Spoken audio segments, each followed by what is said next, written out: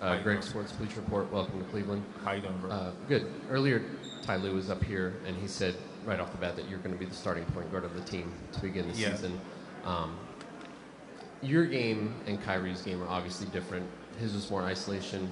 You were top 10 in the NBA in drives last year, getting to the basket. Yes. How is that going to change this team's offense from what you saw from them last year to now? I really don't know. Kyrie was a hell of a player, and the way he plays is a unique way of playing. And my job is to get guys open. Been working on my game with opening the floor. Of course, when you're playing with LeBron, you gotta be ready for open shots. But I think playing up there, playing in Calabasas, they saw the way that I passed the ball, and was surprised with my IQ and the way that I did pass. So it's to get guys open, and that opens up everyone on the floor. What'd you learn in your first week with your new teammates at that camp? I think just the intensity you have to play with. I'm back in a winning environment. Every day you have to bring it, and that's something that I'm used to. These last 2 years I haven't been in the playoffs, but that's cool. But just being in a winning environment and just bringing that intensity not only to the games but to practice every day. Hey, Derrick. Sheesh Mathur, Miko Hooks. Welcome to Cleveland. How excited are you to play with LeBron and to be back in a winning environment again? And last year, even though you played in the triangle, you still averaged 18, and you were fourth at the NBA in points off the drives. Just talk about your fit with Cleveland's offense. I mean, it's very exciting. That's one of the reasons why I chose to come here. Was for one, I'll be happy playing basketball again, and I'm back in a winning environment. And the franchise and everybody that's here, everybody has one common goal, and that's to win the championship. And that's something that I've been wanting my entire career, was the opportunity to play for a championship. So I have a huge opportunity in front of me, and I'm not shying away from it. Ashley Bastock, Metro Networks.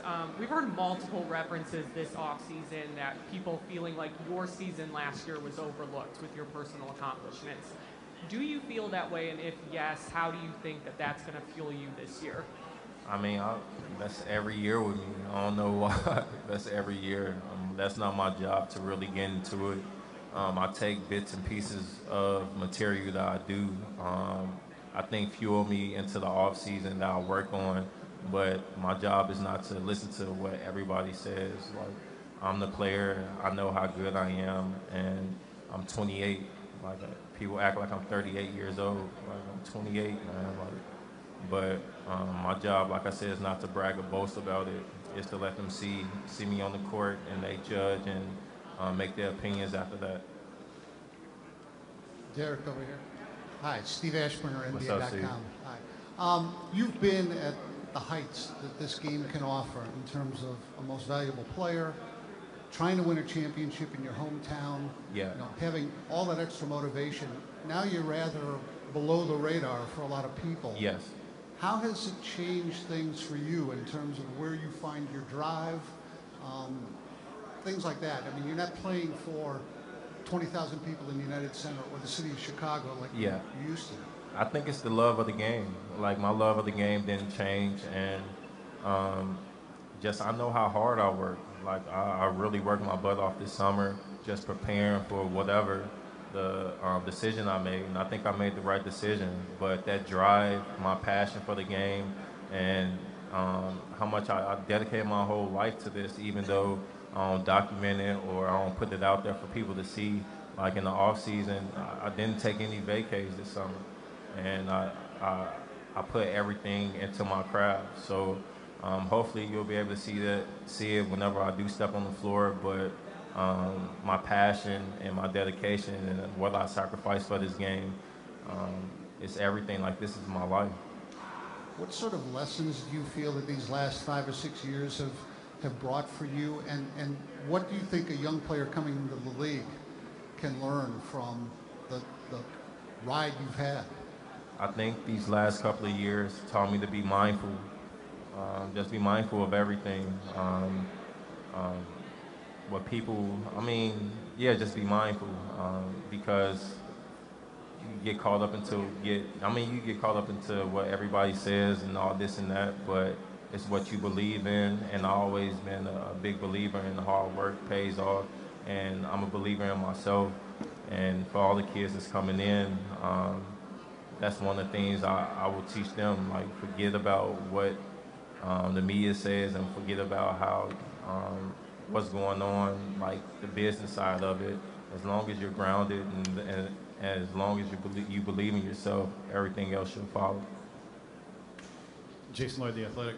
Derrick, I'm guessing it surprised a lot of people. It certainly surprised me when you took a minimum contract to come here. Yeah. I'm guessing you could have got more money elsewhere around the league. So what was it about this? Why were you willing to take much less money to come here for this situation? It was solely basketball. Like, money, I'm not worried about money. I think I saved enough. My son is fine. My family is fine. It was solely about basketball and having the opportunity that I go out there and showcase my skills and playing on this stage. We're playing on TV 40-some games this year. And, like, my question is, why not? Why not come here? Of course, people bring up the LeBron thing. You've been competing against LeBron for so many years. But you got to understand, I'm in a different stage of my career and life, period. Like, all that's in the past. I let that go with my injuries. Like, all that's in the past. This is a new start. This is a new me.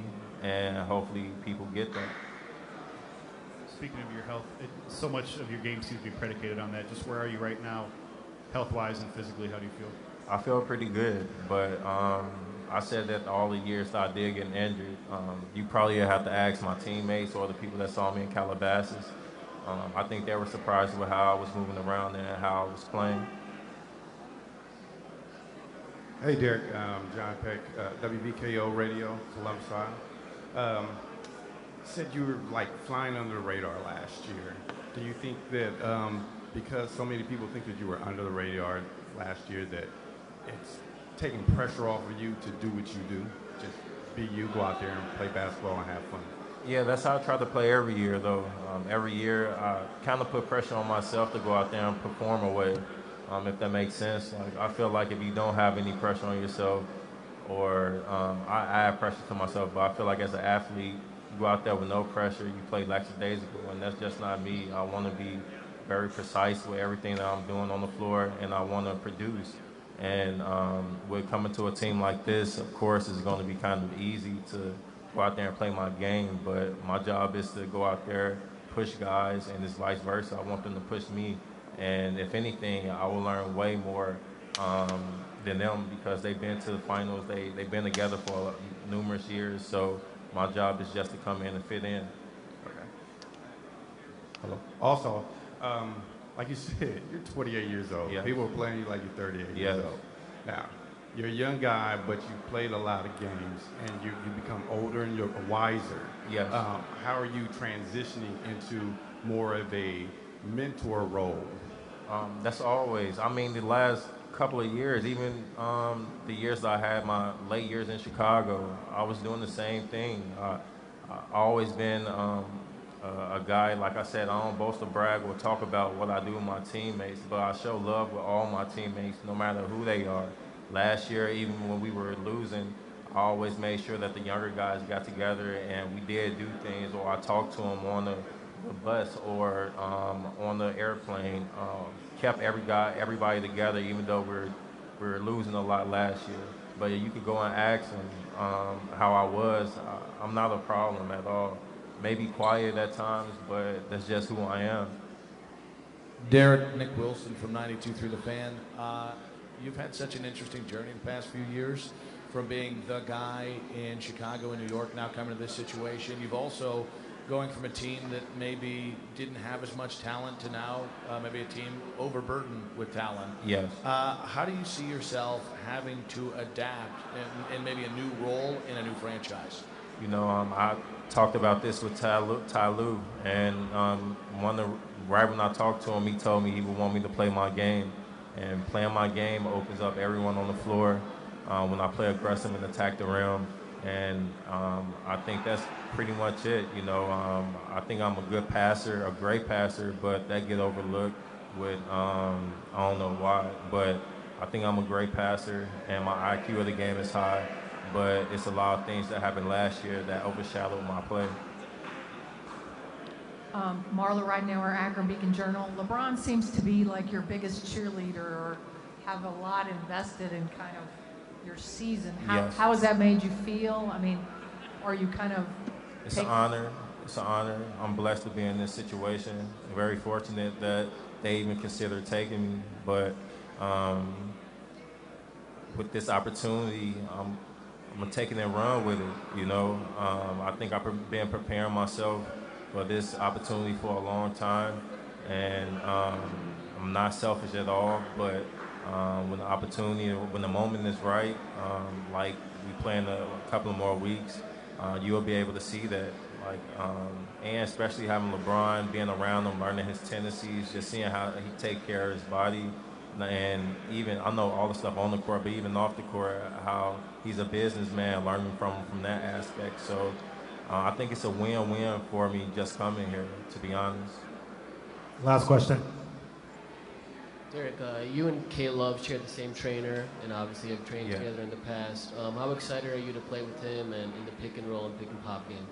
Oh yeah, K Love. I mean, I've been playing against K Love ever since high school. We had some battles in high school in Vegas. We had a big battle, but he's a competitor, and that's something that I could always respect and always did respect from him.